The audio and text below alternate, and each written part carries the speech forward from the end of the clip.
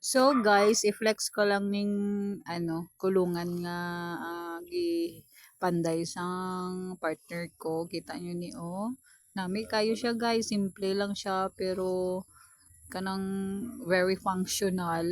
Kaya mon nga broiler abi ni 20 na sila kabilog pero 13 na lang kaubo sila kagibuhian namon. Amo nga nag-decide gid ang partner ko nga maghimo sini nga kulungan. Nami kayo siya guys ba kay kuan kanang ibutang lang dira ang butangan lang dugtungan lang siya sang kawayan nga pihak amo sina butangan sang feeds tapos ipagawas lang sang manok ang iya nga ulo makakaon siya kag isa pa sa advantage ini gamay lang mausik nga feeds ini kay hindi nila makahig guys no sa tan-aw nyo guys namian mga mo sini nga ano ni nga estilo sang kulungan ano bala